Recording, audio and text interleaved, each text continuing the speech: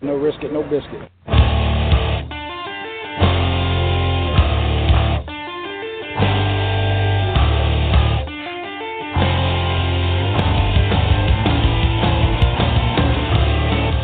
Coming from the Arizona desert, presented by SBNation.com. For Arizona Cardinals fans, by Arizona Cardinals fans, with outsider and insider's perspective, this is Revenge of the Birds. Hello, Arizona Cardinals fans. This is Revenge of the Birds Radio. I'm your host, Jess Root, and it is Tuesday. And a lot likely that if you're listening to me live, yes, it is Tuesday, but it is a couple of days after another Arizona Cardinals battle against the Philadelphia Eagles, only this time it is not after their fifth straight victory. It is after a 24-21 loss to the Philadelphia Eagles, dropping them to 7-5 and also dropping them to 8th in the NFC playoff race. And tonight, well, thank you, of course, for listening. Thank you, of course, for listening. If you're listening to us live, if you'd like to call in and give us your take, ask us some questions, comment, do so. You can call in at 646-478-3787. Again, that's 646-478-3787. If you are listening via download, thank you. And if you haven't yet, please go ahead and subscribe to our feed on iTunes or through Stitcher Radio. Or you can always find us at blogtalkradio.com/Revenge of the Birds. So it's been a while since we have had to talk about an Arizona Cardinals loss. It's been a good run so far. But if you'll notice, and once Seth gets on the line, he's going to join us in a few minutes, and we're going to talk about the game that happened, the Eagles game. Kind of the issues that happened. We're going to talk about, where's the blame lay? Where can we put the blame? After there were bad calls, it was kind of like the first half Arizona Cardinals we saw had some of the same issues that they had before. We're going to look at, what exactly went wrong? Why did they lose? We're going to talk about things that stood out. And we're going to talk about the playoffs. Yes, playoffs, huge and more. Playoffs? Don't talk about the playoffs. I'm trying to win a game. But we can talk about the playoffs. We're the fans. I'm a talking head. We write about the Cardinals. We talk about the Cardinals. If you haven't already been to our site, Revenge of the Birds, please do so. It's our SB Nation Arizona Cardinals team site where we keep, and I kind of run the site, so yeah, it's shameless plug, and it's where if you want to find a great community of Arizona Cardinals fans. We've got fans from all over. In fact, there are a lot of fans that are all over the country, more than you might expect. It's a great place. We do have media access. I am a credentialed media member. I do cover the Cardinals at as many practices as I am able to. I cover their home games. I cover most of training camp. And so, Arizona Cardinals, they lose. They're now 7-5. The San Francisco 49ers, they won. They are 8-4. And the Panthers won, 9-3. And, Arizona Cardinals sit at number 8. They are now behind. They're now behind the 49ers, who have the 6th spot right now in the playoffs, and as well now the Philadelphia Eagles, who hold the 7th seed and the tiebreak, even though at 7-5 they have the same record as the Cardinals via their head-to-head victory. And joining us on the show, as we always have him on Tuesday evening, is Seth Cox. Seth, how are you doing tonight? Thanks for coming on again. Oh, I'm good, Jess. How are you doing?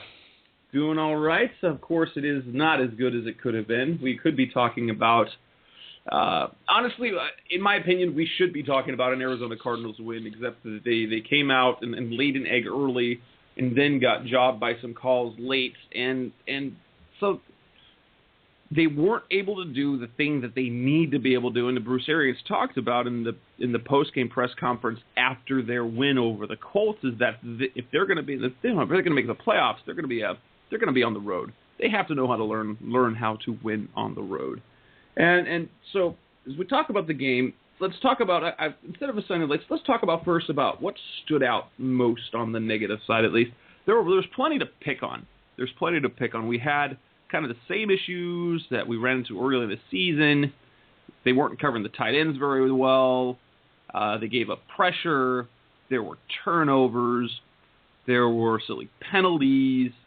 What stood out, Seth? What stood out to you the most on the negative side of things? Is what was just, what went wrong? I think to start with, for me, one of the biggest negatives that I had was the game plan, so to speak.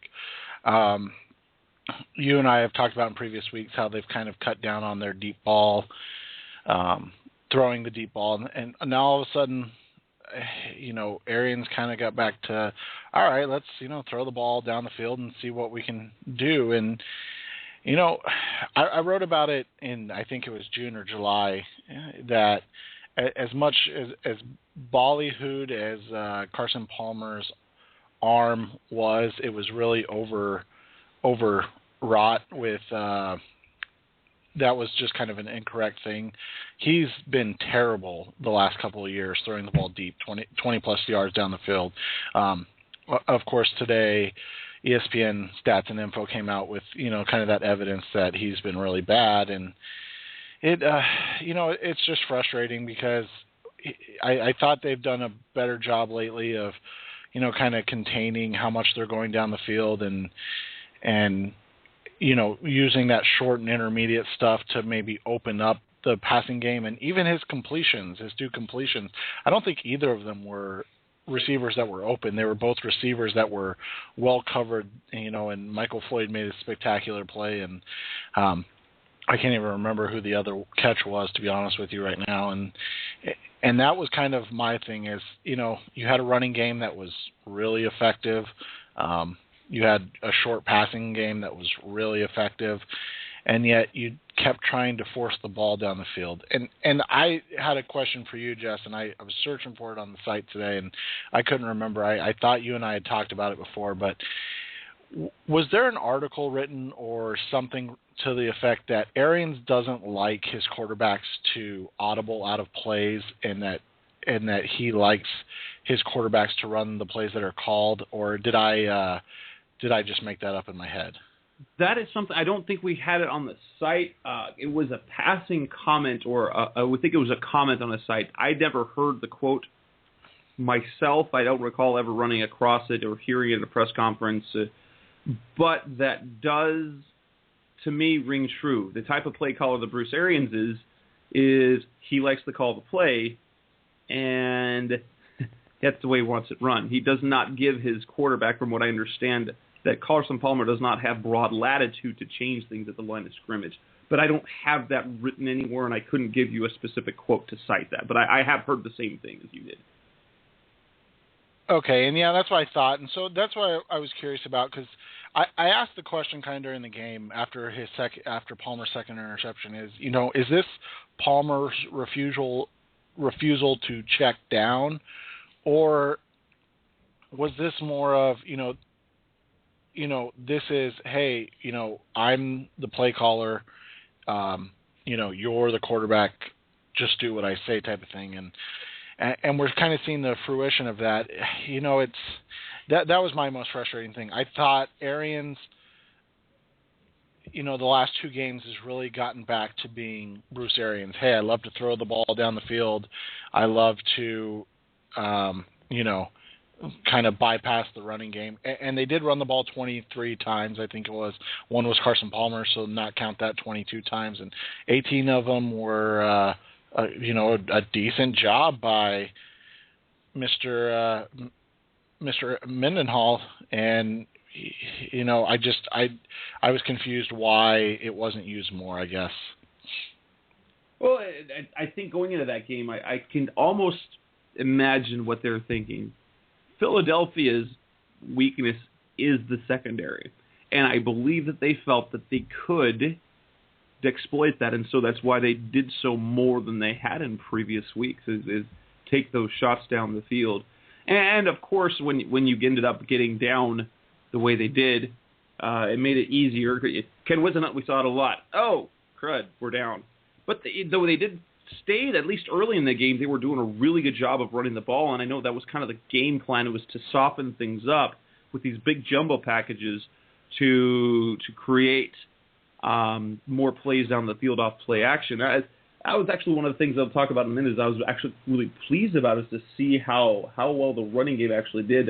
Ran across the stat. I think I'll have to credit. I think Sean ran across it. Sean Church said that there was not a single negative play in the running game. But for me, kind of everything came to a head as the type of things that were the issues early this season. Everything they did poorly early in the season came back. So with all the progress that they made, it just kind of like out the door. They had the early turnovers.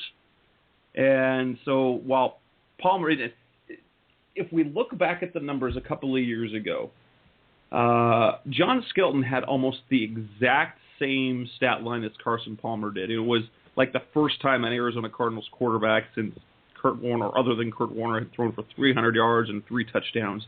And Palmer at the end had a decent stat line, but those turnovers early were crippling as they fell behind, and it kind of the turnovers were the biggest thing. I mean, they'd done a good job of taking care of the ball. Palmer wasn't making bad throws. I mean, those were the right reads, but instead of underthrowing Floyd, he could have had a touchdown. And then they turned that into points.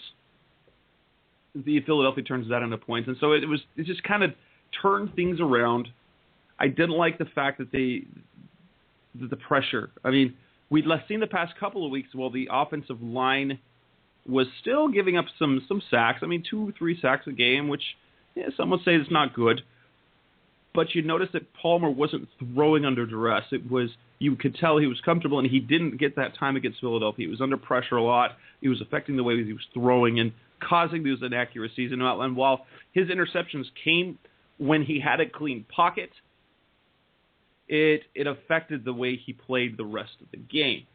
The other thing, I'm like, goodness, how many times can we talk about this? Can we not defend a single tight end? Is it impossible? Is there really nothing we can do? Because it almost seems like literally there isn't a single thing we can do. Tight ends are just going to kill us. They've done well for a little bit, and then all of a sudden they gave up, 9 catches for 80, 90 yards and 3 touchdowns. You give up a touchdown, okay, that happens. I mean, they used LaRod Stevens-Howling last year on the goal line in week 1, and he scored a touchdown. I mean, you could get touchdown, but when you get 3 times and every single time it's a tight end, it's just that those matchups continue to cause problems. And I guess maybe that's what they're saying. Hey, if they beat us with the tight end, they beat us with the tight end. And I don't know. That just continues to be a problem. And in Philadelphia, they do have talent at the tight end position. They have a grizzled veteran in Brent Selleck who's had himself a good career. And then with Zach Ertz, I mean, he's a young, talented player. But it seems like it doesn't matter who you put up against the Cardinals, if he's at any mismatch at all, it will be a big mismatch, and that continues to just drive me insane. Well, and as you said, I don't really understand. You know, you and I have kind of had the conversation before, and Darrell Washington is not the best cover guy. I know the tight end problem per se hasn't been as bad since he's come back, but I think that's also a mixture of playing some bad teams and the defense kind of rolling at this point. And now I think, you know, as you said, you played probably the best passing team you'll see until the last 2 games. And, you know, they kind of did a number. And that's not to take anything away from Matt Ryan and Tony Gonzalez, but I think this year we've seen that they're, you know, kind of on the down slope. At least Gonzalez is, obviously, age-wise, but, you know, Ryan has really struggled this year, and that offense is kind of bad. And so, you know, it was just, as you said, it was kind of back to week 1 type stuff, and that's what's frustrating, because you're in a playoff chase, and that's how you come out and play. You know, they finished well. You don't want to, and so that's important. And they came back and they made a game of it when really the way they played in the first, 2 quarters plus the first drive of the third quarter, they really had no business being in the game. But, they stood up, they tried to mount a comeback, and just some things went against them, and they ended up losing. And that's really, and going to that now is now we look at the game. There were definitely, in fact, if you haven't run across it yet, there was one of the writers for the new site, mmqb.com, the Montgomery quarterback, Peter King's site, and one of his writers went through and actually screenshotted, did frame by frame, comparing some of the reasons why the Arizona Cardinals fans have reason to gripe. Now I'll be the first to tell you, Bruce Arians was very clear about after the game that the refs did not lose the game. But I don't think there's anyone who can say that they didn't impact things or they didn't cause issues with the game. They became part of the narrative there rather than they just made calls. They became part of the narrative of the story. They became part of the story, which you don't want to see, and which is increasingly happening week by week in the NFL. And so while the Cardinals botched things up enough times with the interceptions, the sacks, they were unable to overcome. And when they even still had a chance, is that some bad or questionable to bad calls affected things. The Cardinals did submit game tape to the league to have, he said, about 15 plays to be reviewed. And so officiating had an issue. But I want to talk about if we had to lay blame, if we had to say, okay, we're going to assign blame up for this game, how much of it would you lay on the referees? How much of it would you lay on Carson Palmer alone in his play? How much of it would be on the defensive scheming?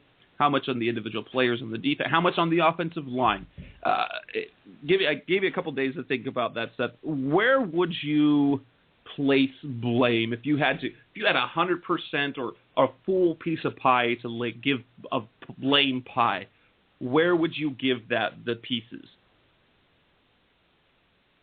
In the end, for me, the refs are just a part of the game, and for me, it's more about the fact that, we can blame the refs for, the ticky-tack calls. They were correct calls, as Greg Bedard pointed out, but they were very, at that point of the game, why are you making that call? And then on the flip side, you had missed calls, on the Cardinals.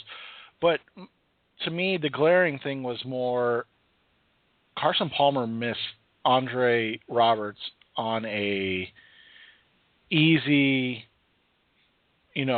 throw.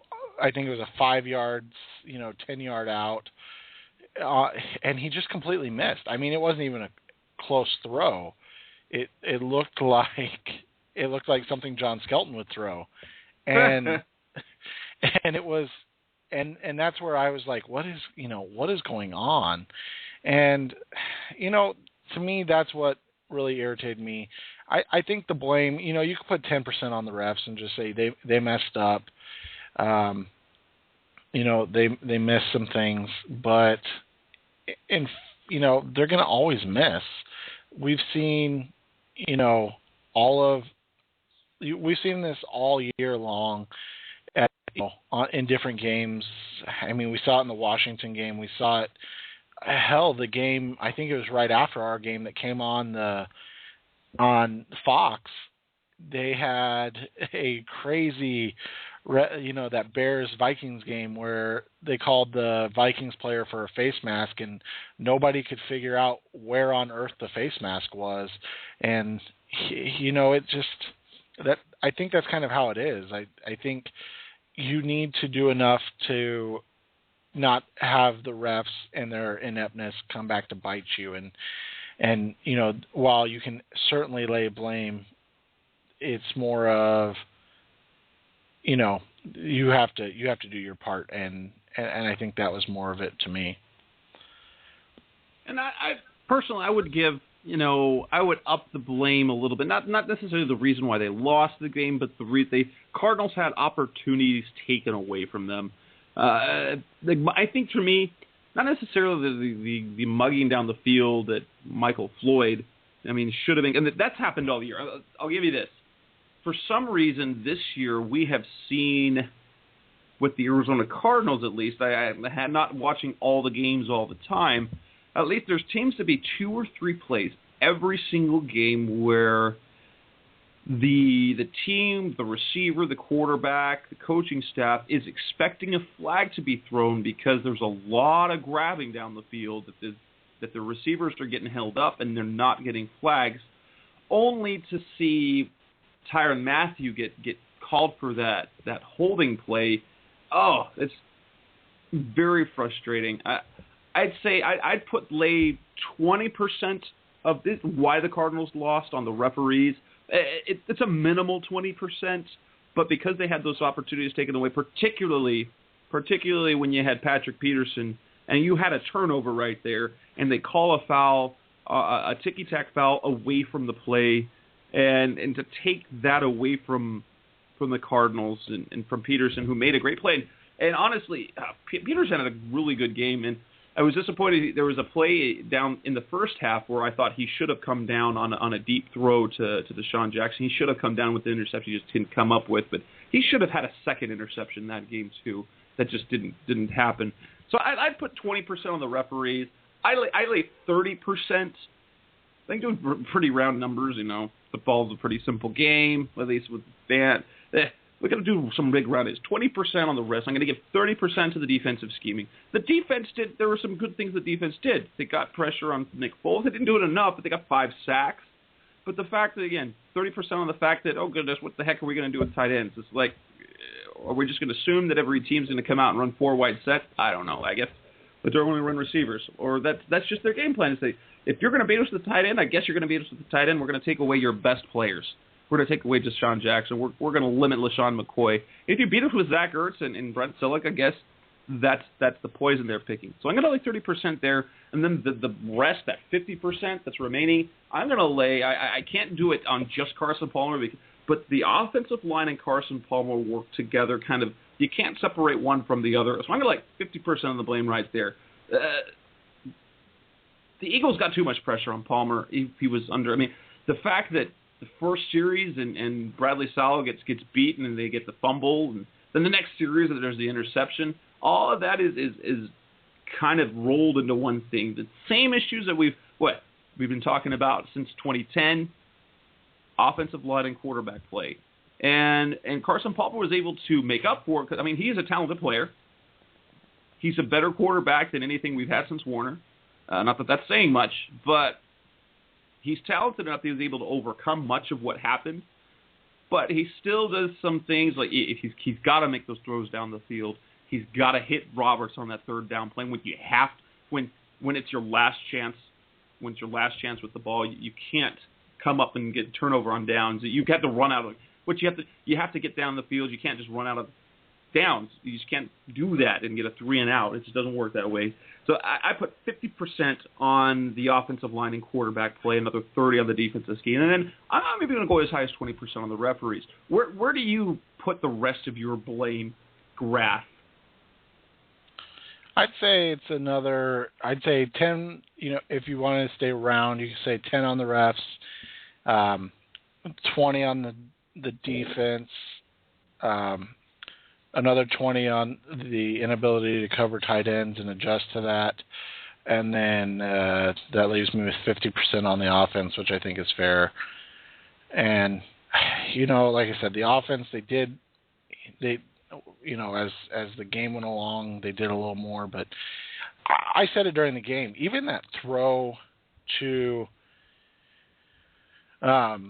Fitz where he scored the touchdown, that had, hospital ball written all over it. That was just I felt like that was a terrible throw. Maybe it's just me. But Fitz's 2 biggest plays on the season were both, now the broadcast, they raved about Fitz's ability to keep his balance on that. When really what happened is that the the second defensive player for Philadelphia took out the corner that was about to tackle him. Yeah. Well, and lucky, I don't know, and maybe I'm missing one, but I was trying to remember back. I feel like Fitz has never, knock on wood, obviously, but Fitz has never taken just one of those massive blows over the middle, and I felt like that was the one he could have had, and for whatever reason, the safety just took a terrible angle and went to the backside instead of staying in front of him, and like he said, he decided to tackle the corner instead of Fitz, but that was a bad throw. But in general, I thought the offense, 50% falls on the offense, between the quarterback, the coach, and the offensive line. I thought there was a lot of problems. I thought Mendenhall, Fitzgerald, and Floyd did more than enough to win this game. Obviously, Robertson and Hausler escaped me for a second. Roberts and Hausler had some struggles in the game, but they, it wasn't as much of them as it was the quarterback and the offensive line play. Now, getting to since you brought up Fitzgerald, there was a little bit of debate. I don't know if you saw it on Twitter today with Sean and Michael Oliver and Kent Hodder, guys from our site, started talking about who you had to pick if you had to pick one receiver to go with. Would you go with Fitz or Floyd? And it was going back and forth. But you talk about Fitzgerald this year. He's had two really big plays, two really big touchdowns, the one against San Francisco and then one against Philadelphia. And both of those big, long plays ended up kind of being fluky plays because, and again, in San Francisco, the guy missed the tackle, ended up, I'll give credit to Fitz. Fitz did make a good move, just a little shake, just a little change of direction that threw things off, and that's a credit to his body control and the way he takes care of his body and that his balance is able to do that. And when the safety came and plowed into him and into the corner, he was able to regain his balance after making just a little move and then have the sense of mind to get down the field and score. But both of those neither one of those plays, while they were good plays, were defining Fitz moments by any means. It was more kind of a broken play. He happened to be in the place when they did the broken play. While we've seen, at least this year, we've seen Michael Floyd. I mean, his 91-yarder was a thing of beauty. I mean, he makes the catch. He shakes off tacklers. And he's made he gets separation from the defensive backs this year. He's reaching out, making great catches. He's coming back to the ball. And I've just been super, super impressed by, and I got killed by this. I got killed by this after the Indianapolis game. Just one of my quick observations. I think I did 10 observations after the game that I posted. And one of the ones I said is that Michael Floyd's the best receiver on this team right now. And not mean that to say that Fitz is necessary, but Floyd, and maybe it's because he's getting a little less attention. Maybe I can't imagine after teams that what have been seeing him do would not give him any attention. But he's making difference plays. He's doing impactful plays that make a difference. And I said he's the best receiver on the team right now. And people, I got killed for it. Another guy on Twitter, Scott Howard, a guy that I follow, he kind of threw the same thing out there during the game.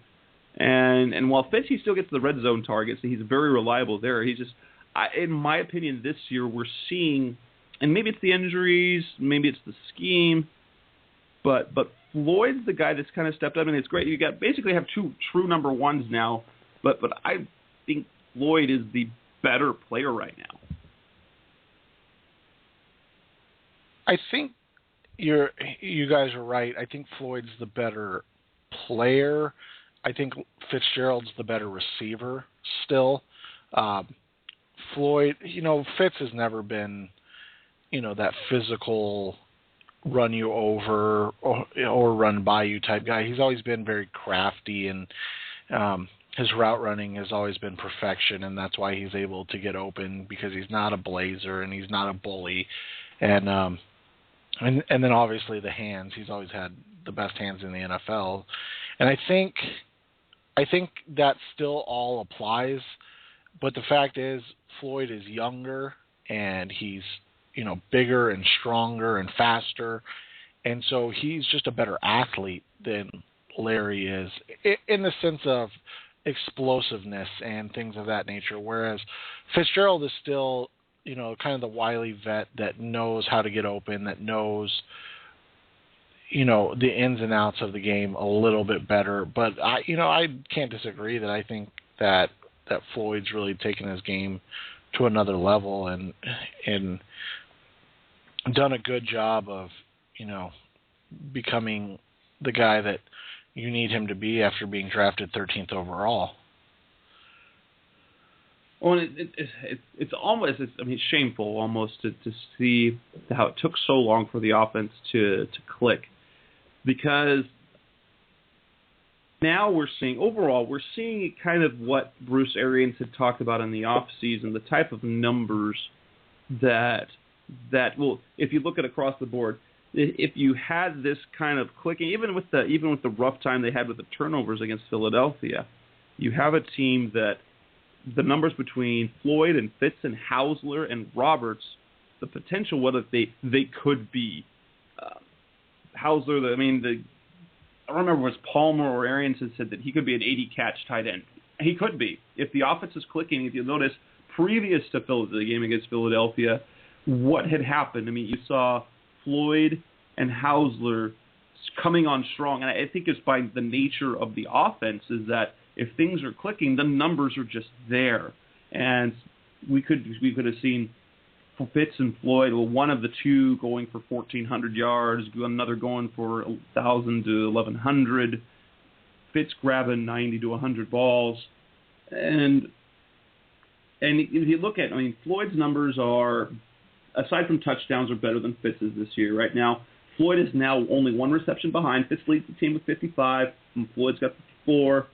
But Floyd's got 860 receiving yards to Fitz's 678, but the touchdowns, Fitz is 9 and Floyd is 4. It's almost and there's obviously some questions. You have to look at the off seasons. Carson Palmer going to be? I think so. I would imagine so, unless one of these great, unless a quarterback they can grab in the first round. I see Palmer being back next year. I hope Fitzgerald is back up. They have to do something with the contract.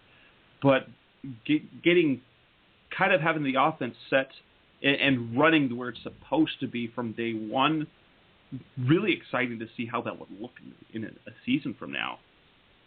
Yeah, and you look at the previous Arians offenses with, the Steelers. It was escaping me there for a second. I try to forget them as much as possible. With the Steelers, and when, they don't waste, and you never want to say waste, but they don't draft wide receivers high, and that's kind of, I think that's going to be Arians and Time's philosophy going forward from here. And I could be wrong, but I think the value of the wide receiver in Arians' offense is much lower than the value of a wide receiver in what Wisenhunt was doing, by drafting, inheriting Fitz and then drafting Floyd. And I think he understands that you can't have that much, revenue kind of tied up into one position. So, I've kind of maintained for the season that I think this might be Fitz's last year, just for those reasons, not because, he's declining or anything like that.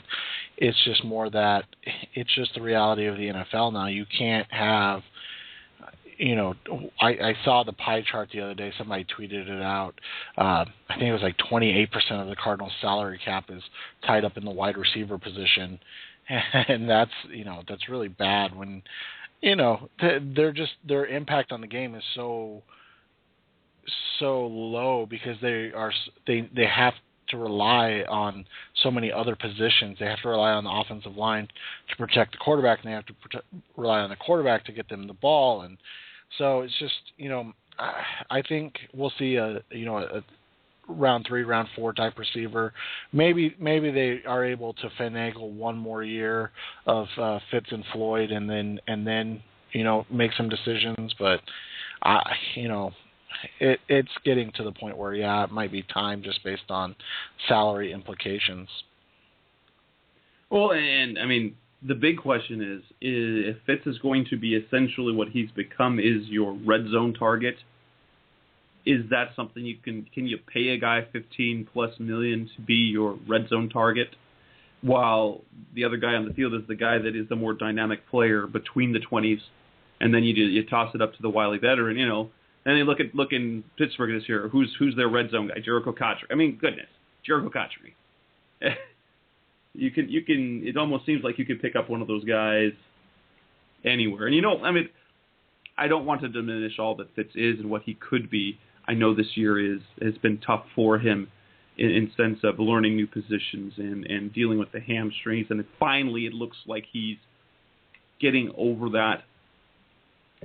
But yeah, that's a big question probably for the offseason. Hopefully, it gets addressed. That's not a decision I want to have to make by any means. Getting back to the game, and again, you're talking. This is Revenge of the Birds Radio. If you're listening live, you give us a call at 646-478-3787 to join us in our conversation. If you're listening to us live, join in. If you're listening to us via download, again, we thank you and hope you visit the site revengeofthebirds.com and join the conversation over there. Was there anything for you positive coming out of that game? You say, all right, things kind of got better in some ways. What were the positive things that stood out to you? Well, obviously, I thought the run game was a positive. They did a great job opening up lanes. Mendenhall kind of did what I had talked about. He is as a runner, and he's a guy that he needs 20+ carries to be effective. I know he had a nice game 2 weeks ago, I think it was, against Jesus, it's escaping me now. Against the Colts. But just in reality, he's a bulk carry kind of guy. He's a guy that's going to get you right around 4 yards per carry. So he's going to have to get 20+ carries to have those bulk stats that make it look like he did anything worthwhile. And that's kind of where he was on pace to again this game. I think he was averaging 4.2 yards per carry again, and it was just a really I think it was a very grinded out type of game that he could have had and that he should have had, and unfortunately, again, because of play calling changes, and then of course the fact that they got down so much, they kind of had to get away from the run game. But I thought the run game was good. I thought, obviously, again, the run defense is outstanding, which is, great, except for if you have Zach Stacy in the first round of the playoffs coming into your fantasy week this week. So, the run defense is just so good, and it's fun to watch. And, it's watching Washington and Dansby and watching Campbell and Dockett, and Teamu was just destructive this week. I think you can really take away from both sides of the ball that they did a good job on the line of scrimmage. Really, you don't want to say dominating because, you'd like to say if you dominated, you won the game, but just playing really well. Well, and I was real impressed, especially early in the game, that Rashard Mendenhall was, and it seemed that they were really committed to the run early, and the change, and they were bringing in Bobby Massey as a jumbo tight end. I've really liked how they've been utilizing him lately. I was real impressed. I mean, you look at the stat line, Rashard Mendenhall, lined up toe to toe. Obviously, he didn't ever face LaShawn McCoy, but when you look at the performance, yard for yard, carry for carry, he was every bit the running back that LaShawn McCoy was. You look at Mendenhall had 18 carries for 76 yards. McCoy was 19 for 79. Mendenhall had a 14-yard run as his long. McCoy had a 19-yard run. There wasn't a single negative play on the side of the Cardinals. While there were some negative plays for for the Eagles. And so, yeah, I enjoyed seeing Rashard Mendenhall doing that. And in part because I don't second guess the coaches. I don't like to second guess the coaches personally nearly as much when it comes to personnel, since they're the ones that see them on a daily basis and know what they can do, and make a general rule, have a general idea that, well, coaches aren't going to purposely put a worse player in because they want to win. They want to put their players in the best situation, and to see the general public just kill Arians for going with Mendenhall, and to see him perform quite well the past 2 weeks is really nice to see, to kind of prove, hey, if these football people do kind of know what they're doing. On the other side, I was impressed with the Cardinals' resolve.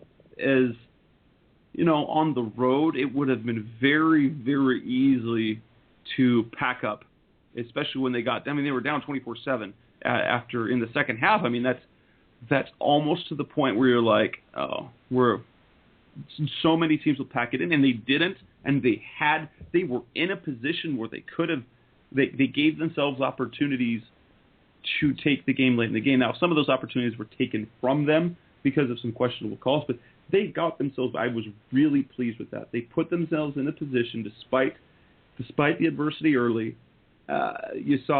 We've seen them bounce back, and this was a bigger hole that they had to come back from, and in the end it just proved to be too much. But I love the resolve that they played. Palmer, again, his demeanor is perfect for what you want with your team.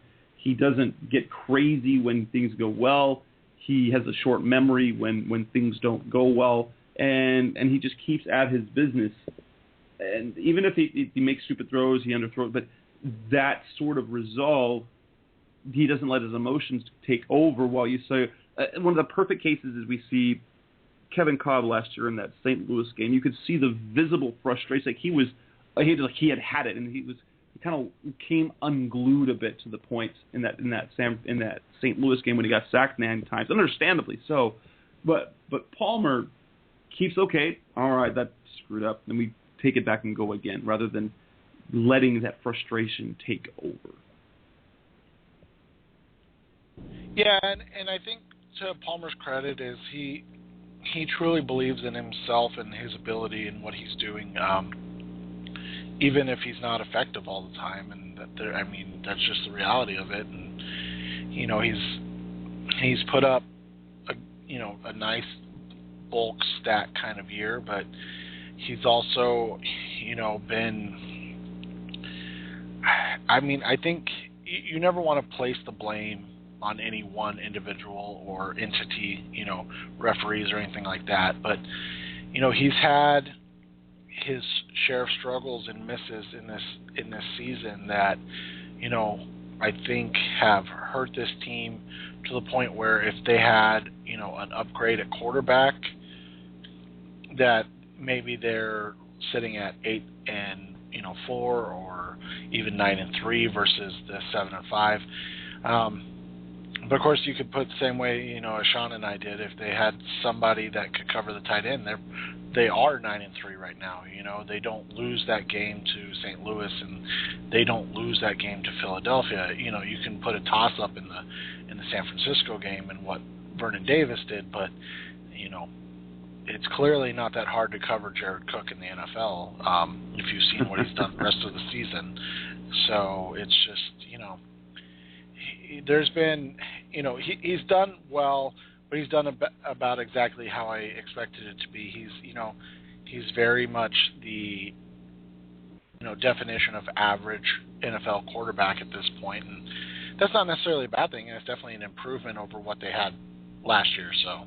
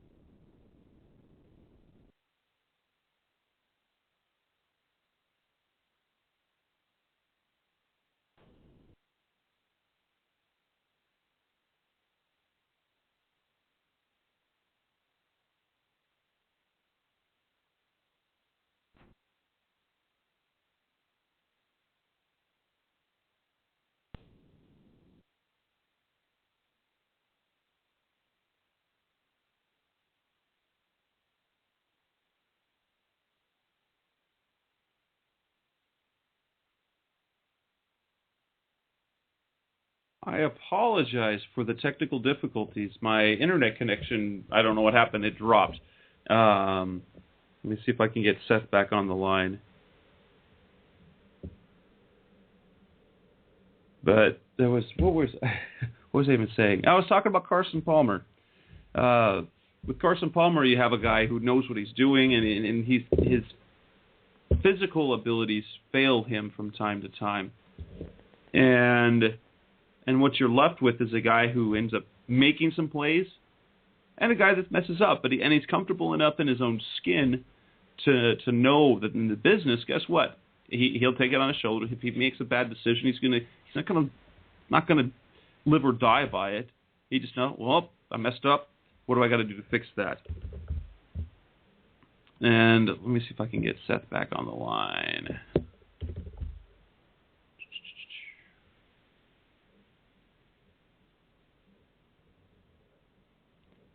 Let's see back. But again, this is Revenge of the Birds Radio. This is your host, Jess Root. Again, if you've got something you'd like to say, call in at 646-478-3787.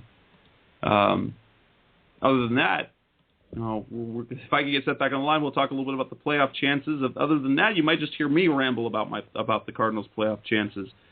So bear with me as we try and get Seth back on.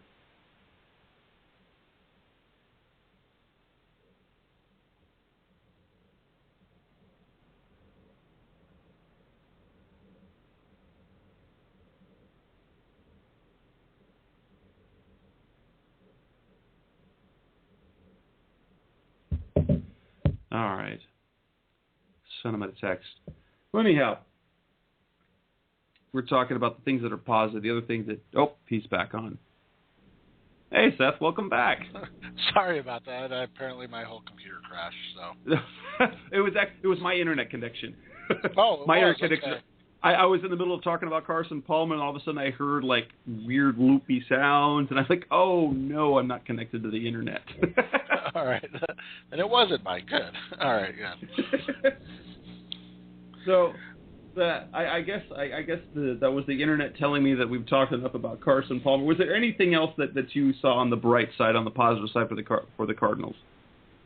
I think just the resolve, as you said. I mean, they're just a group that, they believe in themselves, and for whatever reason, they came out flat. I mean, you don't want to put it on the coaching staff, but, that kind of is their job, to get them prepared and get them out on a fast note. And I think this is the third early East Coast game fourth if you consider the start to the Jacksonville game, where they've come out really flat. And, that's obviously a concern, because if they do make the playoffs, they're going to, be going east, and they're going to be, playing probably the early game, because it'll be the game on Saturday that nobody wants to watch. So, and that's something that's absolutely understandable. I mean, it shouldn't be an excuse, but when you're talking about players of habit, when you have to move back a 2-hour, 3-hour difference, and your game time starts a lot earlier, you can see why they come out flat. And that's not a real excuse, but it is still something that's a valid concern. That's been something we've talked about for a decade, where you've got these West Coast teams going east. They traditionally do very poorly. And the stats are a little bit skewed, because during that time you've had an AFC West and an NFC West that for most of the time has not been very good. And so bad teams don't travel well. I mean, they're going to play better than at home they do it on the road. But even still, you still see that effect. You see the effect when West Coast teams travel east. It affects them in negative ways. Yeah, I love how they didn't give up. I mean, even last year we saw the Cardinals plenty of times, oh crap, it's 24/7 right after, they march down the field and score a go-ahead, give themselves a, 3-score lead. And, well, it was a good try. We tried hard. And this team is just the opposite. They say, no, we got this. We're going to come back and we're going to win this game. And they damn near pulled it off. So, that's what's most important. Now, if we look at after the loss, now the Cardinals fell to 8th in the conference. I mean, record-wise, they're tied with the Eagles, both at 7-5. However, having lost to the Eagles, they now lose that tiebreak with them should they fall behind. Let's talk about the playoff chances now. At 7-5, you still, I mean, viably they still could end up 11-5. And that you think that's definitely a playoff team.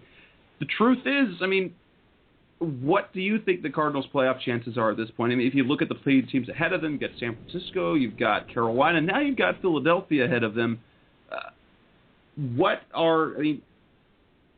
How do you see their playoff chances still? And if I know they have to believe they're still in it, but I wrote an article the other day. They definitely are no longer in control of this. They could win out, and they still need help. They still need help to get into the playoffs. Yeah, and that's the most frustrating thing. But you and I kind of talked about it last week. They could have sustained some losses. You had to figure that they're going to lose to Seattle. And that's not a slight to the Cardinals. You look at what Seattle did last night to a really good New Orleans team, and Seattle at home is just a different animal than most teams anywhere, and so you had to figure that was a loss. And then you figured, just with the difficulty of the schedule the rest of the way, there was probably going to be another loss in there. 10-6 was something you and I talked about, at length, that was probably where they're going to end up. And, at that point, you're going to need some help. And it's kind of at that point where, yeah, it sucks that you don't control your own destiny, but in reality, they, and you never say never, but they were never going to control their own destiny with Seattle on the schedule. And so now it just comes down to, just win the games you need to win. I said, I could see them losing this game, and then I kind of fully bought in and believed that they were going to win this game, and you see if that gets me. So I think in general, I think this team is in the playoff hunt still. I think that they're a good enough team to make the playoffs. I think at this point it just comes down to they need to figure out a way to beat Tennessee in Tennessee at this point and go from there. The other games are pretty much, I think, you should expect.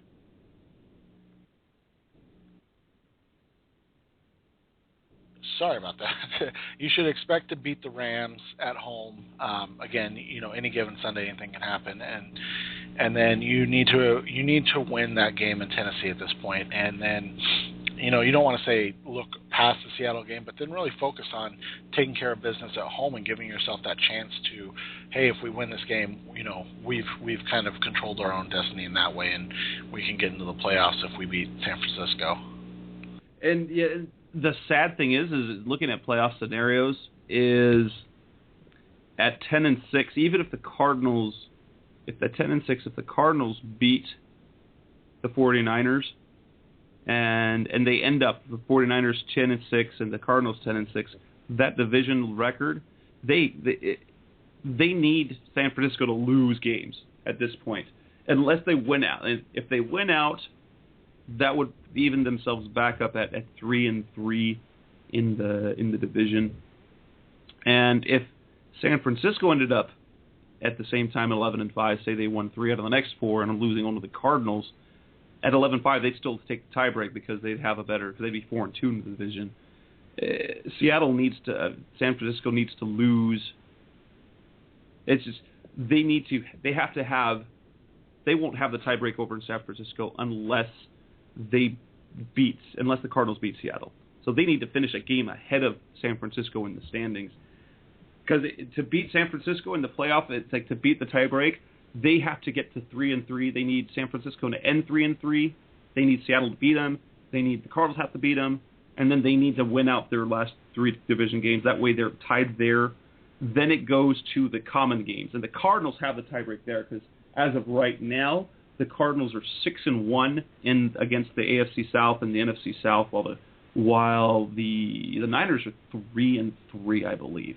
is where that sits. And so the Cardinals, where they hold the tiebreak there is with their common games, those 8 games that they play the same division.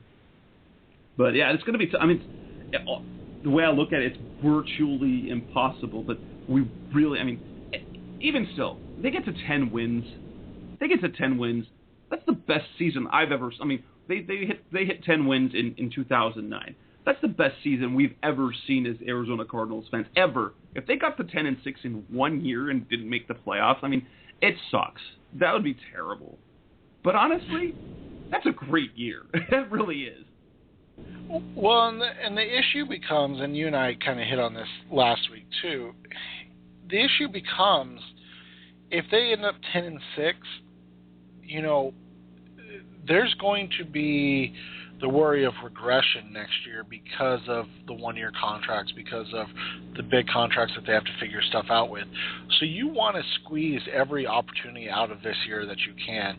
And if you get to 10-6, like you said, that's going to suck if you can't make the playoffs because you blew a game early in the season to a Rams team that you should have beaten, or things of that nature. So it is kind of what it is, and you hate saying that about anything, but it's frustrating to think that this team at this point could go 3-1 in the next 4 games and still not make the playoffs, because in reality, if any of us said at the beginning of the year, hey, the Cardinals are going to go 10-6, everybody's like, well, are they a 5 seed? Are they 6 seed? Where are they going to play in the wild card round? They're 8. Yeah, exactly. It's like Philly. I think I had Philly going 8-8 at the beginning of this year, and obviously that's not too much of an undersell if they end up 10-6. But that's just how weird this NFL season has been, and just how good the NFC is comparatively. That's it. Is Carolina, what they're doing is really kind of ruining it for the rest of the NFC, because they've played themselves into, they could potentially, they could still win that division. Basically, Cardinals fans, we need to root for, the best playoff chances the Cardinals will have if now the Eagles win the division in the NFC East, and that the Panthers do not, because if they can get any tiebreak scenario, if they can get anywhere where they can even up their record with Carolina, they have this tiebreak, but with Philadelphia they don't. I don't think what's going to happen in the NFC is they're going to play each other, so there's not going to, the tiebreak is not going to come into play, because either one team's going to be ahead of the other because of record. But for in terms of purpose of the Cardinals, we need it. What Carolina has done over the last 2 months has kind of blown everyone out of the waters. When you have a team like that, you have a San Francisco team everyone looked at. Oh, they're Super Bowl contenders. They had a hiccup, and then they're getting healthy again. So they were expected to be there. The fact that Carolina is the 5 seed right now is unheard of, and it's kind of what's kind of messing everything else, because you're going to end up with a team that's going to have, is a wild card team and with 12 wins. Yeah, and that's what really sucks, and you end up with that thought that what could have been, and then you look back at this game, and a lot of fans are going to go, oh, see, the refs, they cost the Cardinals a playoff berth, and a lot of fans are going to go back and say, look at it and say, man, not being able to cover a tight end for all season is what cost this Cardinals team a playoff berth, and that's what it kind of really boils down to at this point is, you need a lot of help. Take care of your business and just let other people falter and just kind of hope at this point, 10-6. They need a miracle in Seattle. They really need a miracle in Seattle somehow. Yeah, you'd love to see that.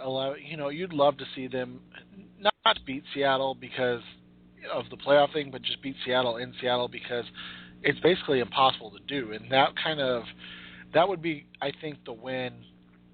Especially after the faltering this week, I think that would be the win that would cause everybody to go, okay, this team is for real, But more than that, you just want to be in the playoff race, and you don't want the Seattle Seahawks to get the satisfaction of knocking you out of the playoffs.